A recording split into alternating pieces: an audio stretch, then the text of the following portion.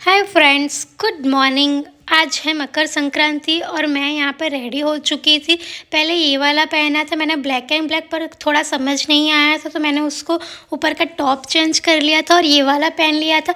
ये लुक मुझे ज़्यादा बेटर लगा वो लुक से। और फिर सुबह सुबह का खाना तो हो चुका था, पर शाम के खाने के लिए हम पानी पूरी बनाने वाले थे तो उसके लिए पानी अलग अलग मैंने रेडी करके लिए रख दिया था दोपहर को। फिर क्योंकि रात को आतिशबाजी और वो सब होता है तो वो देखने में टाइम चला जाता है, तो नीचे आने का मन नहीं करता है खाना बनाने का, तो तैयारी पहले ही कर ली थी। फिर दोपहर को हम चले गए थे ऊपर और यहाँ पे इतने सारे पतंग और आतिशबाजी देख के तो मज़ा ही आ गया था। इतने सारे पतंग थे और लोग भी बैठे हुए थे छतों पे और गप्पे मार रहे थे, मज़ा ही आ गया था। और फिर जैसे ही शाम हुई तो पूरा नज़ारा ही दिवाली कि जैसा माहौल हो गया था।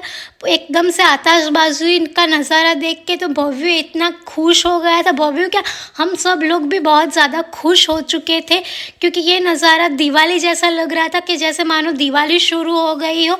और यहाँ पे हर साल का हमारा वैसा ही होता है। और रात को आते आते हमने पानी पूरी खा के सब फिनिश कर लिया था और फिर ऊपर आ गए थे सोने के लिए। और यहाँ पे बाप बेटे दोनों मिलकर मस्ती कर रहे थे। पूरा दिन की मस्ती पता नहीं उनको कम पड़ी थी, तो रात को भी फ्रेश होके वो फिर से मस्ती करने लगे थे भव्यू के साथ। और ये दोनों का रोज़ का है कि ये दोनों मस्तियाँ करते ही रहते हैं रात को। और दूसरे दिन सुबह सुबह मुझे जाना पड़ रहा था जॉब पे क्योंकि मेरी छुट्टी नहीं थी आज, तो इसलिए मुझे मेरे हस्बैंड और बबी छोड़ने आ रहे थे।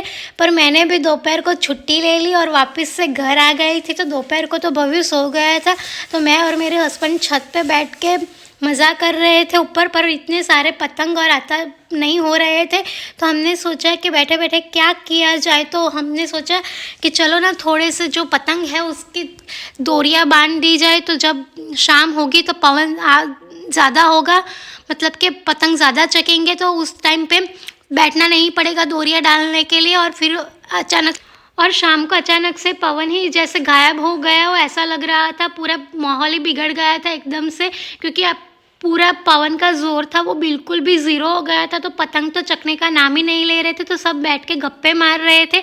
और यहाँ पे भव्यू भाई तो अपना ही मज़ा कर रहे थे, चाहे उत्तरायण हो या किसी और चीज़ हो, वो तो अपना मज़ा करने में बिजी था।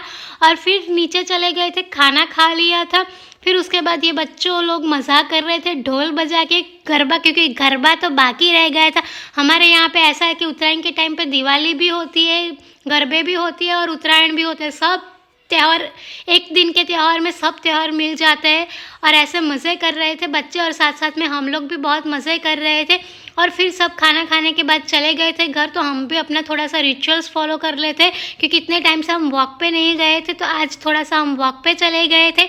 और रास्ते में हमने अपना खाया था मीठा पान। और बस आज के लिए इतना ही, मिलते हैं कल के ब्लॉग में। तब तक के लिए bye bye and subscribe to my channel and thank you for watching.